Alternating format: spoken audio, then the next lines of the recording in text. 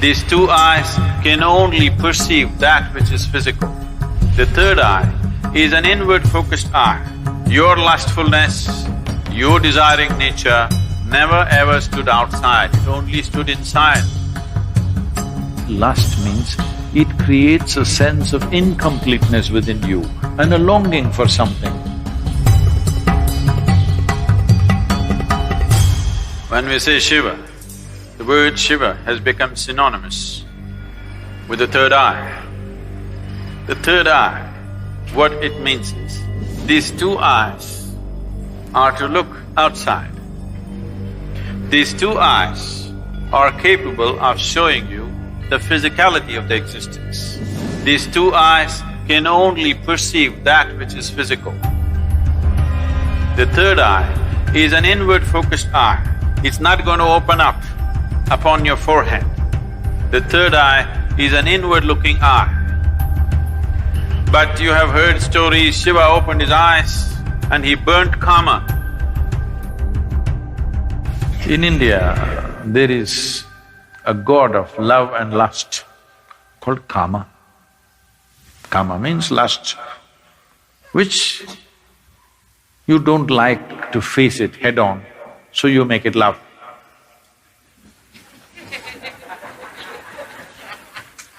Because you need some aesthetic to it. So, he hides behind a tree and shoots an arrow at Shiva's heart. Tuck, it hits him and Shiva gets a little disturbed. Then he sees it's Kama. That is, it's his own lust coming up. Then he opened up his third eye, a fiery eye, and burnt Kama. He was hiding behind the tree, but he was burnt into ashes. Then Shiva took the ashes of this burnt Kama and smeared himself. That I have put these things to rest for good. That is the general story told to the people.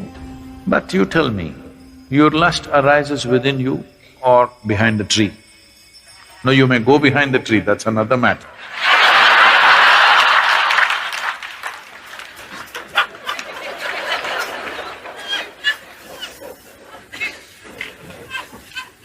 But where does it arise? Within you. Desire is not hanging outside. It is not because a beautiful woman or a beautiful man is sitting there, your desire comes. Because the desire, the Kama is within you.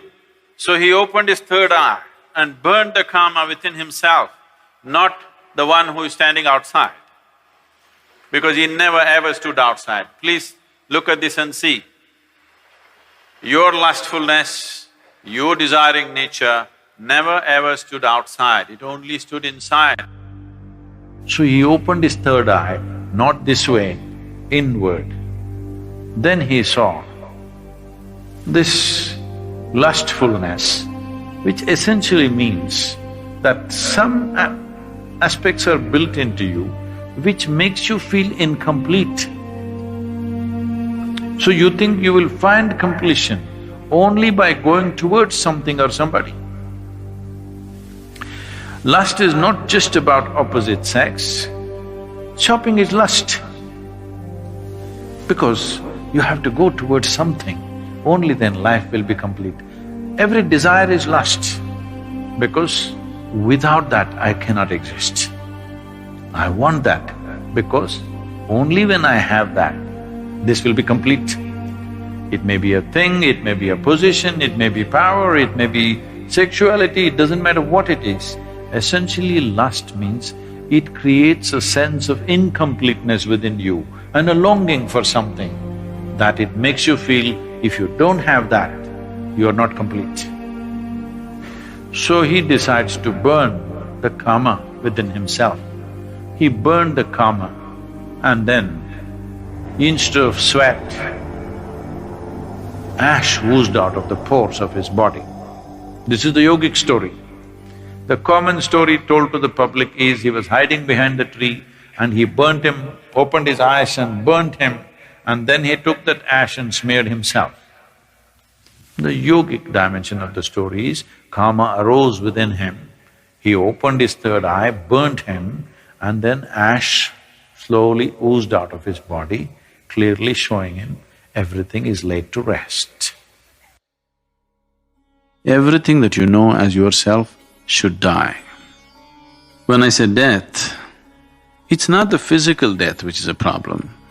The question is losing everything that you know as myself right now, your personality, your identity. Once you learn to be an individual beyond physiological and psychological formats, that means you're for good. This is what living death means. So if you know how to be an individual still, without physiological and psychological format, you are a living death. If you are a living death, you are eternal in your existence. It is time that you become living death so that you live eternally.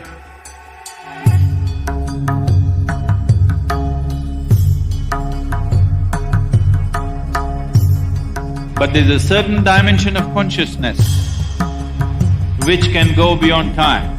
Yama came to claim his life. Markandeya, who knew the ways of life,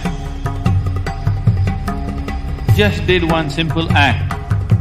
They say he continued to live as a 15-year-old because he came in touch with that dimension of consciousness which we refer to as Kala Bhairava.